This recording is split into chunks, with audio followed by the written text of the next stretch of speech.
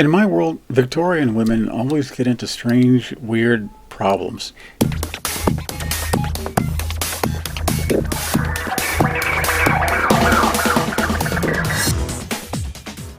Hi, I'm Mark, and this is Subliteral Network. I make art and comics, and thanks for watching. Remember to hit like and subscribe and to leave your feedback in the comments. I post art daily 5 days a week on Instagram, Facebook, and Twitter, and this is a roundup of some of that work in case you missed it, with a little more detailed description added. You can read my Una the K-Bunny comics free at radiocomics.com, and my one-shot comic called Searchers is now available at burningstarcomics.net. Please visit my Patreon page if you'd like to support my work. All these links are in my description and bio, and please watch till the end so you don't miss anything. Now, I made 2 posts out of this one drawing, and this week I featured Titania, one of She-Hulk's more notable super bulked up foes. I mean, it's kind of a tiny drawing. It's done on what is it? It's like a 3" by 4" piece of cardstock in Sharpies. Just done really quickly, but I had been itching to draw her for a while, so I just took an opportunity to make a really just quick little cartoon drawing of her. I don't think she's taken very seriously anymore as a She-Hulk villainess. She just kind of became sort of a laughing stock and almost kind of nowhere near as strong as She-Hulk, so she just gets kind of batted and punched around and laughed at and belittled too, which doesn't make for a very intimidating or dangerous villain, but I'll always show her respect by drawing her completely bulked up and solid and dangerous looking. She has such a great kind of menacing looking costume design and just kind of overall look that I think she kind of remains a favorite in the fan circles. And I really should take a much more serious approach to drawing her. I'm sorry, I have to do this once in a while. I can only show a certain amount of some of the pictures that I have. But this one just kind of came out so nice, interesting, and a little different than what I usually do. I just wanted to at least show some of it.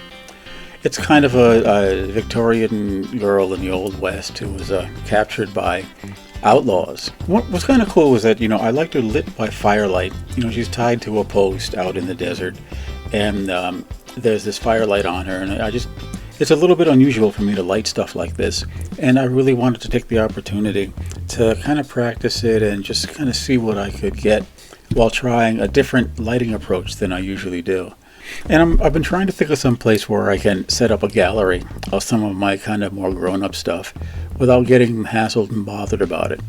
Like maybe Pixiv, it's like, I think it's a Japanese site where a lot of the artists there have galleries of stuff for their fans, and I know that I'd rather show complete works, and I have a lot of stuff like this that kind of came out nice, and I'd like to post it in a place where I don't really have to worry too much about content, because for the most part I don't really do anything other than semi-mild cheesecake art when I go in that direction, but I realize that a lot of sites and places just don't like it or don't favor it.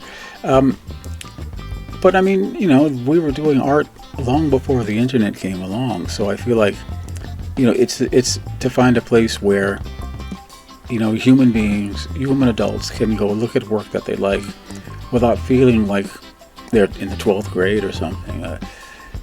I don't know. I have to think about it. I've had to crop so much of my stuff when making my daily posts on like Instagram, Facebook, and even Twitter. I feel compelled to do that. So here is the whole version, finally for once, of a piece that I did to test out my kind of to practice my cross hatching in a more controlled manner. So this is a 5.5 by 8.5 inch pencil drawing that I did, and I inked it up specifically to test out those hatching techniques.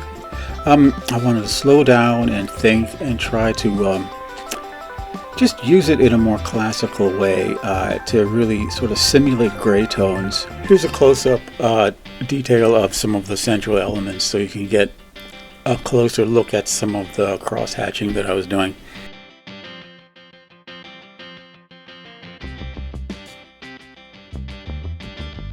I'd like to thank you, my subscribers, and especially my new subscribers.